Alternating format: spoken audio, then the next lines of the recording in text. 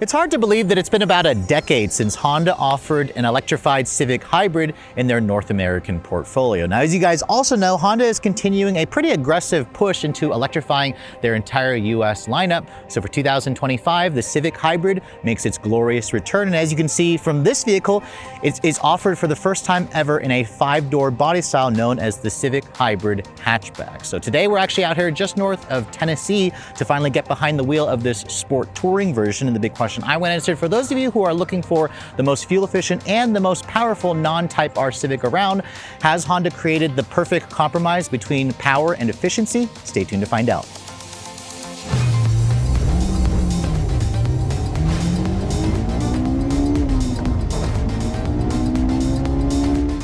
Now for 2025, in addition to returning the hybrid powertrain, Honda also gave it a very light refresh, and we'll talk about the styling changes in just a moment. The first thing I want to talk about, however, is the powertrain, because this is the big news for 2025, because as you guys know, the previous 10th generation Civic didn't offer a hybrid because the Insight was there. The Insight was discontinued in 2022, so now this effectively takes the place of the Insight, and what we find here is the same updated powertrain that you also see in the Honda Accord hybrid and the Honda CR-V hybrid.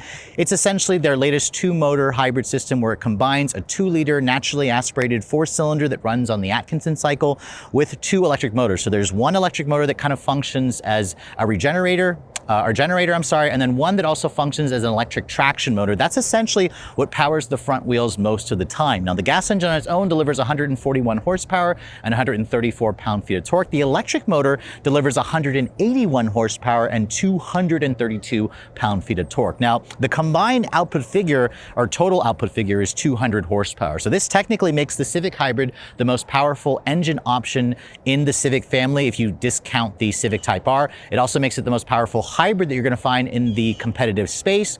Torque is rated at 232 pound-feet. Honda only quotes the electric motor torque on its own. You can't technically combine the two torque figures together because otherwise you'd have like over 280 foot-pounds of torque, but that's technically not the case. It all goes out through a very unique transmission. Honda calls it an eCVT, but technically it's a direct drive transmission with a 2-stage lockup or something like that. It functions like an electronic CVT, but because the electric motor is powering the front wheels most of the time, that's why it functions more as a direct drive transmission. Honda doesn't quote a 0 to 60 performance, but fuel economy is very impressive. It's rated at 50 in the city, 45 on the highway. Now, if you guys go for the sedan version, you get 2 mpg better on the highway for 47. 48 mpg is your combined rating. It has a 12.5 gallon fuel tank. Technically, the hatch has a tank that's about 2 gallons bigger versus the sedan. So this model can go nearly 600 miles of range on a full tank, which is pretty impressive. Top speed is around 115 miles an hour. And as this car sits, it weighs in at just under 3,300 pounds. So it's about 300 pounds heavier versus the non-hybrid Civic. But sadly, if you guys are looking for all-wheel drive, this is where Honda does not offer all-wheel drive on the Civic. You have to go look at like a Toyota Prius or a Toyota Corolla hybrid to get that all-weather traction. But let's go ahead and close up the hood here and talk about the exterior styling. Now, first of all, this is a new color this year. It's called Sand Dune Pearl. It's an extra $450 in this bright Tennessee sunlight. It actually looks really cool. It's a really interesting, unique kind of tannish color that Honda's never offered before on the Civic. You can see the front fascia. This is the Sport Touring trim. If you guys want the hybrid, it starts at the base Sport, and then this is the up-level Sport Touring. You can see all Civic hybrids come with the company's reflector style full LED headlights, which have an LED daytime running light, LED turn signal, LED low and high beams with the reflector style. No LED fog lights, but you can see the front fascia has the very subtlest of changes. The one thing you're going to notice is there's like a slightly larger honeycomb finish here. It's got those painted accents below the headlights. And then down here at the front splitter, you can see more of the honeycomb, but it's not gloss black, it's a flat black. And then this area here is painted. So that's kind of unique to the hybrid hatch and the Sport Touring trim. You really have to stare at it or have the 2024 model parked next to it to actually notice the differences. I mean, I think that the Civic, when this 11th generation first came out in 2022, was already a handsome vehicle. So Honda didn't really need to change too much compared to the 2024 model. But if you're comparing it to a Prius, this is where the Civic can look a little bit too, I guess, boring, some would say. But moving around the side profile, this is a really handsomely designed vehicle. Now, in terms of the dimensions, the Civic Hybrid Hatch has the same 107.7-inch long wheelbase with a 179-inch overall length. The interesting twist is, if you guys look at the sedan is actually around 5 inches longer versus the hatchback, but compared to a Toyota Prius, This is around 2 inches shorter versus the Prius with a 1 inch shorter wheelbase. They're roughly around the same width, although the Prius is technically 0.5 inches narrower. But overall, it's a nicely proportioned vehicle. Now you can see all Civic hybrid hatches come with these 18-inch wheels. The Touring, as you can see, has the same wheel as the Sport. It's riding on a 235/40 R18 tire. You have an all-independent suspension. I actually like the way the wheels look. They have a new design to them with the two-tone machine with the gray inner pockets. You can see you have an 11-inch rotor at the front, a 10.8-inch rotor at the back, all disc brakes, which is kind of nice. No adaptive dampers. Remember, this is just a Civic, but I really appreciate the kind of full paint finish and the way that this sand dune pearl looks. You can see all Civic Sport models come with the black painted side mirrors. You also get integrated turn signals. These are not power folding, however. Remember, it's still a Civic, but you can see instead of chrome, Honda went with the flat black design here. All Civic hybrids also come standard with a sunroof, but if you're looking for a pano roof, this is where the Prius offers that panoramic glass roof, although technically the Prius's roof doesn't open to vent air like it does here in the Civic. And then moving over to the rear, you can see pretty much the design looks almost the same as the pre-refresh model. The taillights, you can see they're an LED combination on the hatchback here. You can see you have an LED for the taillight itself, but the turn signal and the reverse light is just an incandescent. There's almost appears to be a full light bar, but it's not. This area here is just for looks. And you can see the badging here. The only thing that gives you the indication of a hybrid is this little badge right here. So it can very much just be almost stealthy. You may not know it's a hybrid unless you hear the fake noises it makes when you're driving around. There's also a Sport Touring badge. You can see Honda did remove the exhaust tips on the hybrid. They used to offer like a twin outlet exhaust at the back for the Civic hatch, but you can see that's kind of gone away. You have integrated parking sensors, a camera here at the back, but no 360 camera. That's something that Honda does not offer on the Civic. And then in terms of the cargo area, there is a rear wiper there, I forgot to mention, but cargo space is also pretty good. You have 24.5 cubic feet of storage space, which is around 10 more cubic feet versus what you're gonna get in the sedan. So this is a very usable amount of space. You can see we have our equipment back here. There's also a little bit of an underfloor storage area, not really. There's a fix-a-flat kit or an air compressor, I'm sorry, so there's no spare. If you wanna fold down those seats, you obviously can do that back here. There's a little lever right there, and if you wanna fold down the seats here, you can see that expands the cargo out. I don't have the figures. Honda says doesn't actually quote what that figure is, but I would estimate it's probably around 50 cubic feet, which is a pretty good amount. Keep in mind, if you're looking at the Prius, comparing it to that, the Civic offers around 5 more cubic feet versus its Toyota rival. So for how little changes that Honda made to the outside, they also kind of did the same thing when you look at the interior of the new Civic hybrid hatch. Honda technically offers it in 2 trims, the base Sport and the Sport Touring trim. If you guys want the leather seats, you have to go for the Sport Touring. The base Sport will have a cloth seat, but as you can see, this is the black leather seats that you get on this particular color combination. They also offer a gray leather on other colors, but this is actually a genuine leather, so it's not like a fake leather like you might find in some competitors. You do have some contrast stitching. The seats are also heated, which is nice. 3-stage heated. You also have a 4-way power passenger seat. As you can see, the driver has an 8-way power adjustment, although it lacks an adjustable lumbar support, which is kind of infuriating. And it also doesn't offer any memory functions. Remember, this is a Civic. Honda will happily sell you an Accord hybrid if you guys want those more upscale features. Now, getting inside, you can see the step-in is pretty low. It's pretty much how you remember a Civic to be. As I get in and shut the door, the door has a nice solid sounding thunk, so that adds to the impression of quality. Now here's the key fob for the vehicle. Thankfully, all Civic hybrids come standard with their intelligent access key. It's their latest key fob with the Honda logo there. It's a nice size key. It has usual buttons here for lock, unlock, remote start, and then you can also pop open the trunk, but it's not a power lift gate, and you also have a panic function there. Now starting the vehicle up, you can see start stop button is right here. And once you turn it on, because it's a full hybrid system, there's no engine starter noise. Instead, it just says EV and it says ready. And all Civic hybrids, even the base Sport models, now come with the updated fully digital 10.2-inch instrument cluster. So before, you had like a 7-inch display where it was half digital and half analog. Now all the hybrids come standard with that. That display, it certainly looks nice, but it's not the full 12.3-inch digital display like you might find on some competitors. And then the Sport Touring also comes with the larger 9-inch touchscreen, which now has Google built in. Keep in mind, if you guys go for the base Sport, you'll have the 7-inch display, which lacks wireless Apple CarPlay and Android Auto. It has a wired connection. This has the wireless functionality. The Google built in, however, is included on the 7-inch display, so that is a nice touch. In terms of the materials, let's start with the door panels. You can see this upper portion is a soft touch injection molded plastic, which is nice. There's some glossy piano black plastic here. You have a silver painted door handle over here. It's nice and padded here with more leather covering this. The window controls, you can see they're one touch up down for the front. For the rear, however, they are not one touch, which is kind of annoying. Like I said earlier, no memory seats, no power folding mirrors, but the quality of the controls, the switch gear does feel high quality. You can see the steering wheel also is covered in a really nice leather.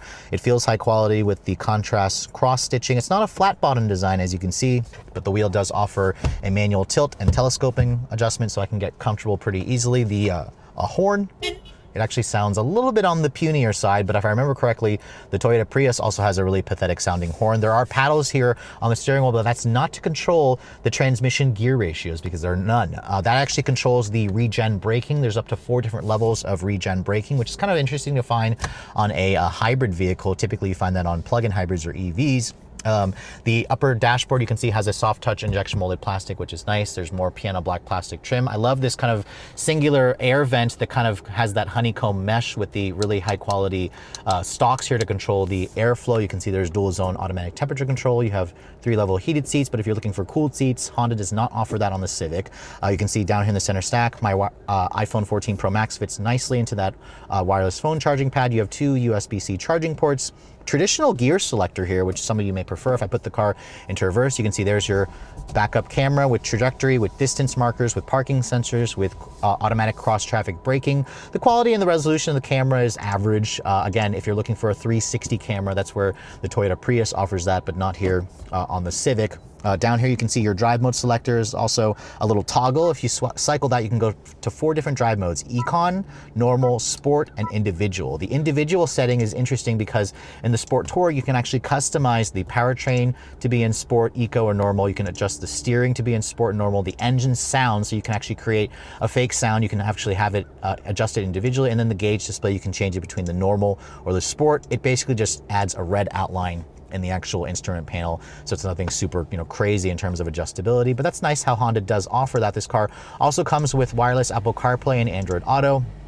As you can see, my phone is connected, but for some reason it refused. There it is. So there's my CarPlay, or there's my phone connected with the CarPlay. You can also tap that where you can kind of make it a little bit smaller where it has the actual native system here.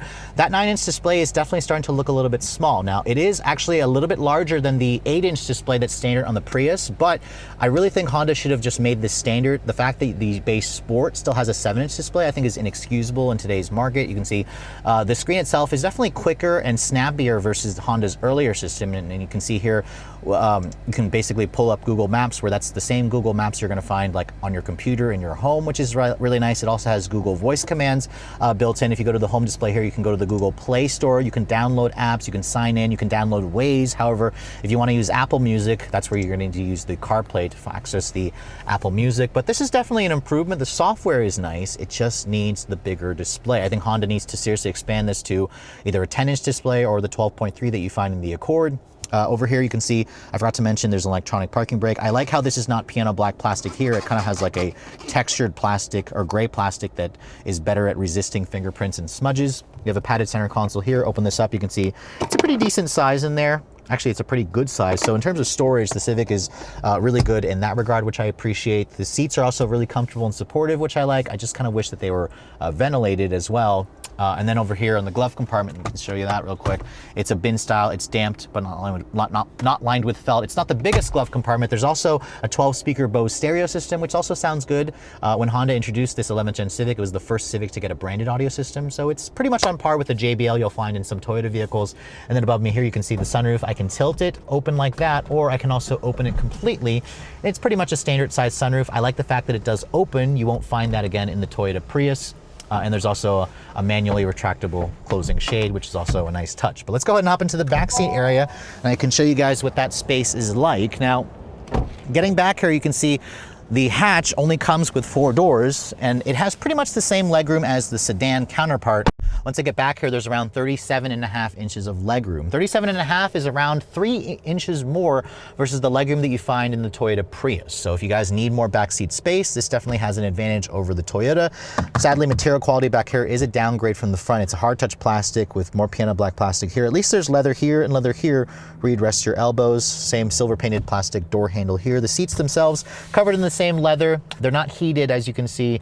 There's also no rear seat air vents, which is disappointing. No USB USB-C charging ports either. So this is kind of an area where I think Honda cheaped out a little bit. In terms of the headroom space, it's actually pretty decent, which is not something I can say about the Toyota Prius. In fact, by the numbers, this car has around 0.7 inches more headroom. So again, more legroom, more headroom. It's going to be more comfortable in the back seat if you need that space versus a Prius. Fold this down, you can see there is an armrest with 2 cup holders. So obviously the backseat area is very usable, but if you need more space, Honda will happily sell you an Accord or a CR-V hybrid. All right, so here we are in the new Civic Hybrid. It's the most powerful non-Type R, at least that's what Honda says. Let's go ahead and see what we can get a quick 0 to 60 time. We have it in sport mode. We'll brake torque it.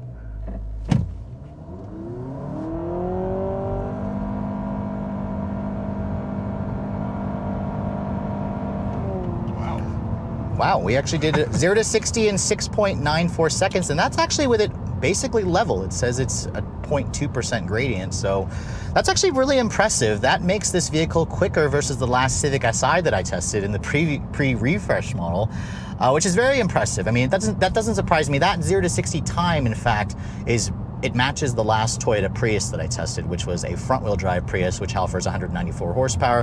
When you brake torque it like that, it actually removes the fake shifting, which I kind of like how it removes the fake shifting, because it gives you maximum acceleration. Anytime I put my foot down, you'll hear the engine revs climb, and you can actually feel it shift. Now, I also want to point out, it's not real, the shifting. This powertrain functions primarily with the electric traction motor adding most of its power, giving you, again, 181 horsepower, 200 total. It's not a direct addition thing here, but this powertrain, I've always liked it in the Accord and in the CR-V. Here in the Civic Hybrid, it just basically makes 4 less horsepower, but it makes the same torque. This vehicle still drives very sporty. In fact, the steering is really nicely weighted. It has good feedback as well. The chassis feels nice and stiff as we go around this corner here. It feels like this car can handle more. I mean, remember, the Civic Type R is one of the best driving and handling front-wheel drive compact cars on the market. So it's no surprise to me that this drives extremely well. I also appreciate, I put my foot down. The engine takes a second to rev, and at higher speeds, like at these speeds, the gas engine can directly add its torque to the front wheels, but most of the times at low speeds, it's actually going to just function as a generator to recharge that very small 1.1 kilowatt hour battery pack, which, as you can see in the instrument panel there, it does show you a little battery gauge, but it doesn't actually show you how full the battery is. It just shows you where the power is going, and as you can see, it only goes to the front wheels. There is a little bit more road noise than I expected, but it's also a Civic. The seats are also extremely comfortable. The padding feels nice. They also still provide a little bit of cushioning to where it holds me in place a little bit during more spirited driving. I can see out of the front, the side, and the rear quite well, although the Civic does not offer like a digital camera review mirror. That's something that you can get in the Toyota Prius. Again, I keep coming back to that because I really feel that these two cars are going to be cross shops. But this car just has a sporty persona to it, and that's kind of the appeal of the Civic. It's always been a sportier driving vehicle, but it's also comfortable. It's also easy to drive. I do wish that it offered cooled seats because it's relatively warm here in Tennessee, and I would have preferred to see like a cooled seat function. Let's go ahead and switch the drive mode here into its normal setting. And this is where, when you come to a slowdown here, the engine shuts off. It's in pure EV mode. And this is where, again, it adds to that whole quiet factor. That's one of the reasons why Honda decided to get rid of the 1.5 liter turbo, because this to me is definitely a better powertrain. The turbo 1.5 has always been a little bit lumpy in its power delivery. And you can see at low speeds here, it's driving primarily on electric power alone, which I think is really nice. The brake pedal also feels good. There is that regen braking. So if I pull this paddle here when the car actually has some speed, it will provide a little bit of regen braking, but let's go ahead and make this left here. You can see it's still driving in pure EV mode, which I think is really nice. Handle those bumps over the railroad crossing nicely. Now I put my foot down here. It wakes the engine up, but every time I put my foot down, it basically accelerates with the same kind of instantaneous thrust that you get from an electric vehicle. So I think Honda's two-motor hybrid system, while it does have its disadvantages compared to Toyota's system, that's always going to be the big question, is who makes the actual better hybrid functionality. I do think that the Civic's powertrain, while it is nice and smooth, and I like how it functions as a direct drive transmission, I also do notice that the fuel efficiency of this model is not better. Now, I'll have to wait until I get one back home to test out the MPG in the real world, but here on this very short media drive, I actually was averaging around 43 MPG in mostly highway and a mixture of city driving as well. So that wasn't really wonderful. Now, if you drive this thing a little bit more economically, which on this short drive, I'm not really able to do that, It should be able to get closer to that 48 mpg combined rating. Technically, the Prius again gets 52 mpg, so that'll be kind of like the big deciding factor there is, you know, trying to compare the two in terms of real world fuel efficiency.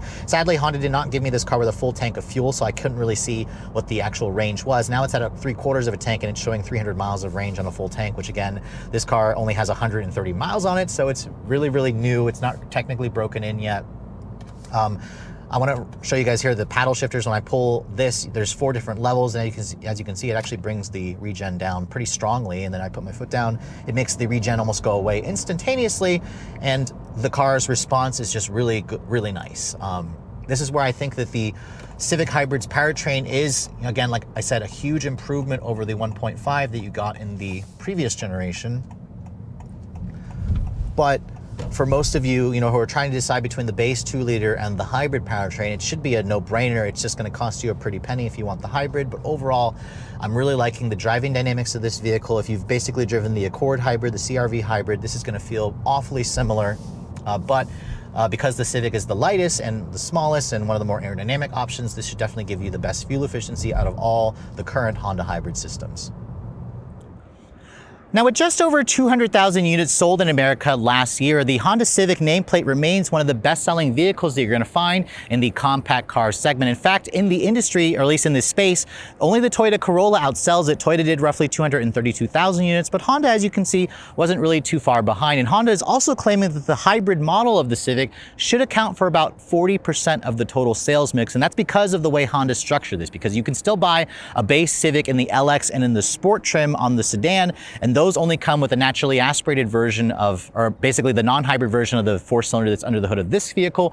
However, if you step up to the Sport Hybrid and the Sport Touring Hybrid, those only come as the hybrid powertrain. So that's kind of the way Honda is doing it here. They're almost like pushing you to get the hybrid, but after spending the day driving the hybrid version, this is definitely the powertrain to get, because even though this replaces the old 1.5-liter turbo, this powertrain is superior in every way. Only you may not feel that way, however, if you want a manual transmission. The company will happily sell you a Civic Si if you want that. As you guys saw, the refinement of this hybrid powertrain has definitely improved a lot versus the previous generation Civic Hybrid, which wasn't really a difficult task to do because that was back in 2015. Acceleration figures are actually quite strong thanks to the 232 pound-feet of torque. It functions very much and drives like a fully electric vehicle with the internal combustion engine coming in to recharge that battery pack here and there. The transmission also very smooth, very responsive. The ride quality is also good. The handling dynamics of the Civic are still very sporty. The hatch is also very practical. In fact, compared to the sedan, the hatch is only $1,200 more, so I highly would recommend just going for the hatch, getting the additional trunk space and the much better design. I also really appreciate this new color combination. Really, the only thing that I want Honda to really update for this generation is just add a couple of more upscale features. Like I would like to see ventilated seats, memory seats. I'd like to see a bigger 12.3-inch display. But again, that would kind of push the Civic Hybrid into Accord territory, which is kind of where the pricing for the Civic Hybrid has also gotten a little bit out of control. Now, obviously, everything's gotten a lot more expensive. If you guys want to get into a base Civic Hybrid Sport hatchback, it's going to cost you at just under $30,000, around $29,500. It's actually, like I said, $1,200 more versus the sedan version. The hybrid powertrain in general is around $2,500 extra, which isn't too expensive. In fact, if you're comparing this car to the Prius, the Civic Hybrid looks like it's around $2,000 more expensive. However, you have to kind of look at the equipment, because the Civic starts as the Sport trim. A base Prius LE is not really comparably equipped. So if you have to go to an XLE Prius, which would get it similar to the equipment of this, and then that makes the Toyota also around $2,000 more expensive. Now, if you want this Sport Touring hatch, it's going to cost you another $3,000. Now, with destination and this color upcharge, my particular test car here actually stickers for around $34,500. That's right, almost $35,000 for a Honda Civic. That's kind of how crazy, expensive cars have become. And, typically Honda has always said that the Civic, and that's kind of still the case, has always appealed to a younger generation. So it's kind of appropriate that we're here at a high school parking lot just north of Nashville, Tennessee. But at a $35,000 price, this is, more expensive versus rivals like the Corolla Hybrid or the Hyundai Elantra hybrid, but if you're looking at a fully loaded Toyota Prius Limited, that can be around $37,000 to $38,000. So there's where the Civic has a little bit of value, but it also is, again, the most fuel efficient model, and it's also the most powerful non-Type R Civic in the lineup. So if you guys, want all that stuff and you want something that has a more conventional look to it, and it still has sporty driving dynamics, you should definitely still put this new Civic Hybrid at the very top of your list. But with all that said, hope you guys have enjoyed my full overview on the brand new 2025 Honda Civic Hybrid in this sport touring hatch trim. If you're also looking to see the latest cars I'm testing, be sure to follow me on Instagram at redline_reviews, like us on Facebook, and as always, guys, please keep subscribing to the Redline Reviews YouTube channel for all the latest reviews. Thank you so much for watching. I'll catch you all in the next video.